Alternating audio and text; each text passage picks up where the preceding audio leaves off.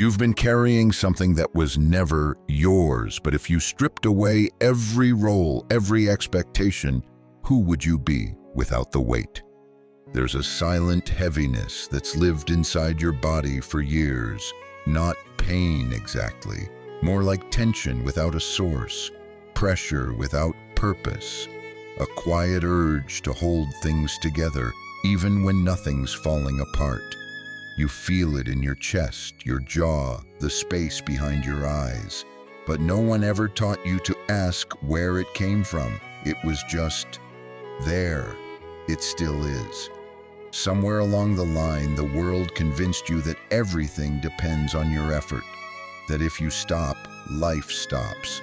That control equals safety. That forcing equals progress. But these ideas weren't born from your soul. They were planted by a culture obsessed with performance, by adults who carried their own fear, by systems that reward exhaustion and punish rest. You inherited a lie that your worth must be earned every day, again and again. Alan Watts said, "You are under no obligation to be the same person you were 5 minutes ago." But what if you've never had the chance to meet the person you are without the pressure? Control is a mask we wear when we don't trust life, when we believe that everything good must be dragged into existence. But what if effort isn't the path to peace? What if trying is the very thing that keeps you disconnected? Trying to fix, to prove, to push, all of it becomes noise. And in that noise, you can't hear your own truth. This isn't weakness, this is weariness. The kind of weariness that builds over years of striving for something unclear. Tired not of doing, but of doing what never felt right. Tired of proving what no one ever needed you to prove. And here's what they don't tell you. You don't have to earn rest. You don't have to justify ease. You are not a machine. You are a field of awareness, of breath, of being. But you've been taught to function instead of feel, to perform instead of be, to build instead of listen. So ask yourself now, with all the honesty you can summon, what would remain if you stopped trying so hard? What would happen if the next chapter of your life wasn't driven by force, but by flow? Control feels safe, doesn't it? Like a hand on the wheel, like a lifeline in a chaotic world. You schedule, you plan, you predict. You try to manage every detail, every outcome, every unknown. And for a while it works, or at least it looks like it does. But deep down, there's a tension. A background hum of anxiety that never leaves. Because the truth is, what you're trying to control was never yours to hold. And you know it. You feel it every time something slips through your fingers, despite your best efforts. Every time life ignores your plans and rewrites the script. That subtle panic. Not because things changed, but because you weren't the one who changed them, because you weren't in charge. But here's a truth you were never taught. Control is not power. It's resistance disguised as strength. It's fear dressed as order. And the more you try to dominate life, the more it pushes back. Not to punish you. Because life was never designed to be conquered. It was meant to be danced with. Alan Watts spoke often about the flow of nature, how rivers don't force their way forward, they follow the path of least resistance. How clouds don't fight the wind, they ride it. There's a wisdom in surrender that no amount of effort can match. But that kind of surrender isn't passive. It's not weakness. It's the most profound form of intelligence. Trust is terrifying because it requires you to let go of the illusion that you are in control. It demands that you make peace with uncertainty, that you release the need for guarantees. It means walking without a map. And that's where most people freeze. because we were conditioned to believe that certainty equals safety. But what if the need for certainty is the very thing making you unsafe? What if your obsession with control is cutting you off from the deeper current of life, the one that's been trying to guide you all along?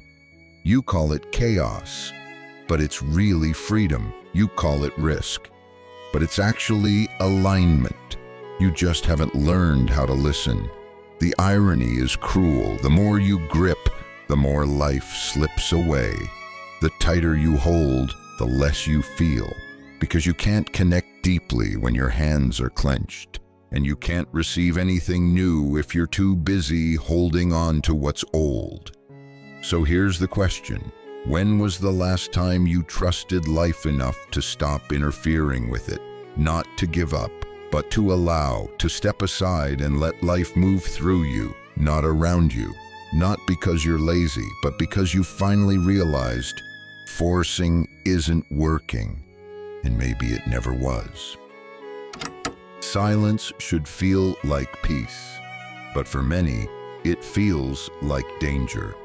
A void, an echo chamber where everything you've tried to escape comes rushing back to the surface. You say you want rest, but the moment things go quiet, your mind starts to scream. Why? Because you've never truly met yourself in stillness. We're not afraid of silence because it's empty. We're afraid of what it reveals. The thoughts we've buried, the emotions we've numbed, the questions we've never dared to ask. Who am I without a task to complete, without a role to play, without something, anything, to distract me from the parts of me I don't understand? Alan Watts once said, "The real you is not a puppet which life pushes around. The real deep down you is the whole universe." But how can you access that truth when your life is noise on top of noise? Most people don't fear failure. They fear the moment when there's nothing left to chase, because that's when the mirror appears. And it doesn't show you your achievements or your image. It shows you, raw, unmasked, still. And that stillness, if you're not used to it, can feel like collapse. But it's not. It's the ground beneath the chaos. You've been running from that stillness your whole life, filling time, filling space, filling yourself with distractions just to avoid what happens when you stop. Because when you stop, you hear the truth. And truth doesn't always come gently. Sometimes it cracks you open before it sets you free. But in that crack, light enters. Stillness is not the enemy. It's the teacher. It's where you come face to face with the part of you that doesn't need to prove anything, that doesn't need to be liked or productive or even understood. It simply is. And in a world obsessed with doing, that kind of being is revolutionary. So ask yourself this: what are you avoiding when you keep yourself busy? What feelings, what memories, what truths? Because silence has never been the threat. The threat is what you've buried beneath the noise. But healing doesn't happen through avoidance. It happens through presence, through the courage to sit, breathe, and not run. And here's the irony. The more you resist silence, the more anxious you become. But the moment you stop fighting it, something shifts. Not loudly, not dramatically, but undeniably. You start to hear yourself again. Not the mind, but the soul beneath it. And that voice doesn't shout. It doesn't command. It just waits for you to listen. We've been taught that if we're not pushing, we're wasting time, that if we're not grinding, we're falling behind. Stillness is seen as weakness, rest as regression, flow, that's for dreamers. But the truth is more radical than we've ever been told. Flow is not laziness, it is mastery. It is precision without resistance. It's what happens when the ego finally steps aside. There's a fundamental misunderstanding in how we define effort. The world worships struggle, as if pain were a measure of worth, as if chaos were a sign of importance. We've glamorized the burn, the hustle, the exhaustion, but nature doesn't operate that way.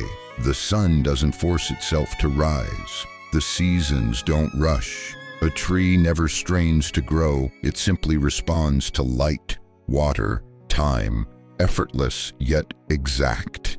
Alan Watts said, "Trying to define yourself is like trying to bite your own teeth. In the same way, trying to force alignment kills it." True flow emerges not from trying harder, but from aligning deeper with the rhythm beneath the noise, the current that already knows where to go. But to reach that state, something must die. The ego's obsession with control. The ego craves struggle because it validates its existence. It needs to be the doer, the fixer, the hero. So when things become effortless, the ego panics. It whispers, "This can't be right. You must not be working hard enough." And so we sabotage ease. We ruin grace with guilt. But flow isn't passive. It's not drifting aimlessly. It's a high form of intelligence that knows exactly when to act and when not to. It's timing, intuition, receptivity. It's the opposite of numbness. It's total presence. Think of a martial artist. Their movements are fluid, not because they're lazy, but because they're in total harmony with the moment. Every strike, every block is precise, not forced, aligned. That's flow, and that's available to you. If you're willing to unlearn everything you were taught about effort, you don't have to suffer to succeed. You don't have to force to progress. When you flow, you become the instrument, not the player. You move, but you're also moved. There's a partnership between you and life, something ancient, subtle, alive. So ask yourself this: what if your greatest breakthroughs come not through effort, but through surrender? You've confused resistance with strength, but real strength is knowing when to yield. And flow is the art of yielding without giving up. There is a kind of transformation that doesn't need to be broadcasted. It doesn't show up on timelines or in applause. It's silent, internal, invisible to most, but undeniable to the one experiencing it. And here's the truth most never learn. Not all change comes through doing. Some of the most powerful transformations happen in stillness. You've been taught that growth requires effort, that to evolve, you must fight, push, hustle. But nature tells a different story. Bamboo spends years growing underground before it breaks the surface. A seed lies dormant until it's ready to bloom, without warning, without force. The metamorphosis happens in silence, in darkness, in stillness. Alan Watts said, "The meaning of life is just to be alive. It is so plain and so obvious and so simple." But simplicity terrifies us, because simplicity asks us to stop performing. And when you stop performing, you meet the self that isn't trying to prove anything. That self is the one that grows when no one's watching. But we don't trust this. We believe action is always superior to pause. We believe motion is more noble than stillness.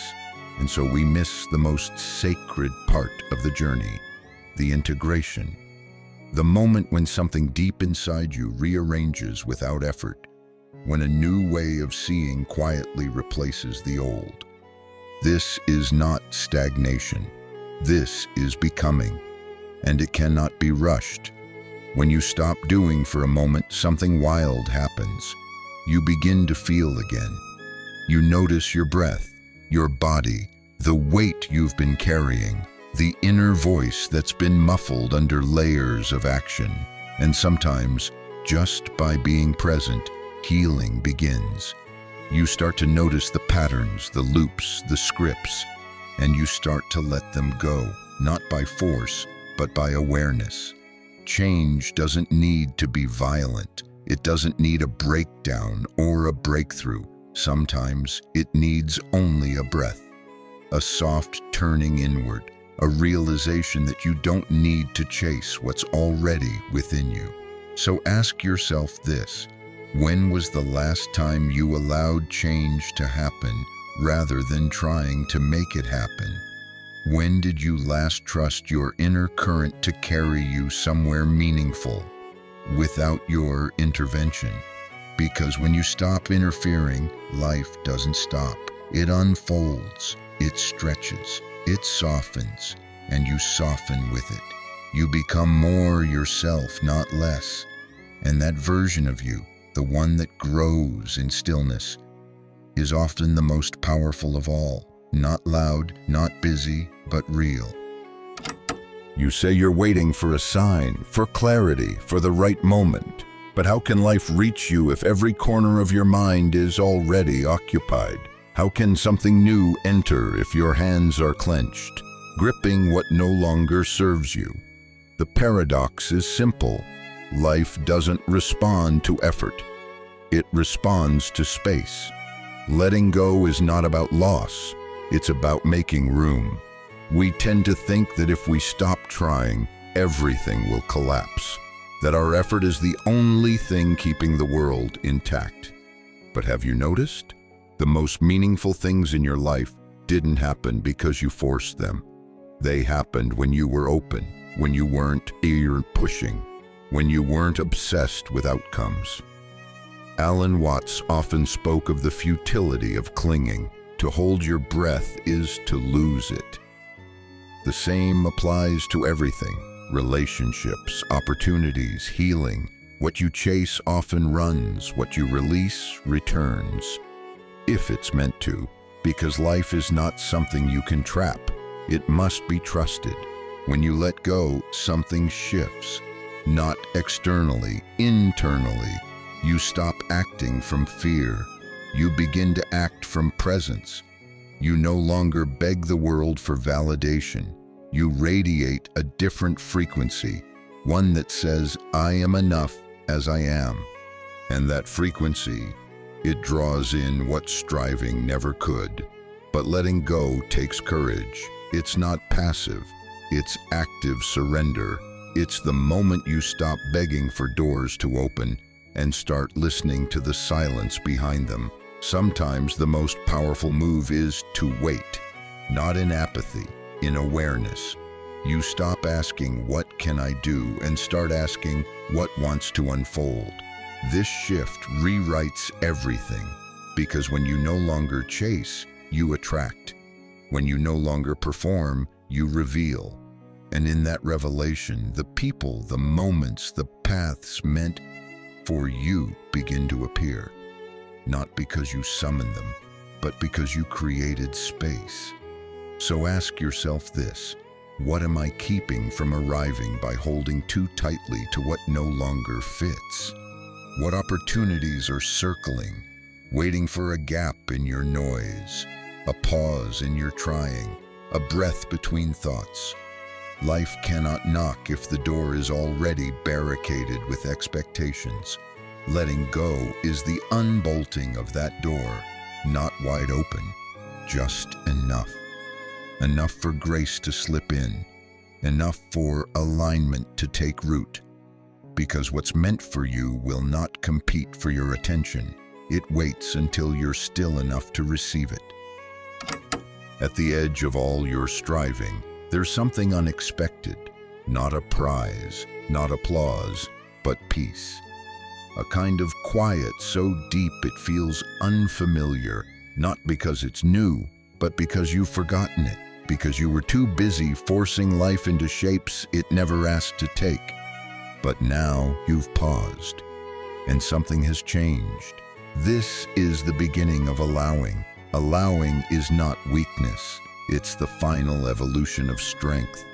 It's what happens when you stop trying to shape reality with your bare hands and instead let it rise to meet you. When you stop asking the world to bend and instead learn to listen, to open, to soften, not because you've given up, but because you've finally remembered you were never at war with life. You were only at war with yourself. Alan Watts once said, "To let go of yourself as a ball of ego is to let go of control." And that's when things begin to flow. Flow is not the absence of motion, it's the presence of harmony. And harmony only begins when resistance ends. There's no badge for this. No one congratulates you for surrendering. But inwardly, something clicks, something aligns. And for the first time, maybe ever, you feel what it's like to exist without effort. To breathe without fear, to stop managing every moment like a crisis, and in that space, healing begins.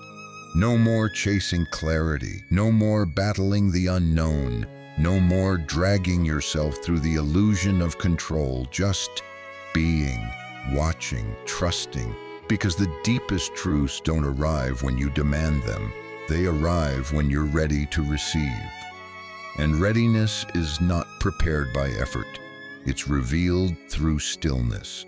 So ask yourself now, what happens if I stop trying to be something and simply allow myself to be?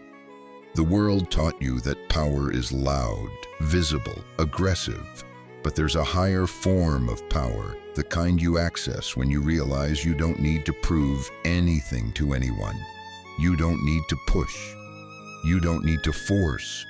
You just need to allow life to unfold, allow uncertainty to pass through you, allow silence to speak, allow your being to guide you home. This is not the end of your journey. It's the return to where you've always been. Beneath the noise, beneath the doubt, beneath the doing, there's peace there. Not peace you earn, not peace you build, but peace you remember. And it begins the moment you stop running.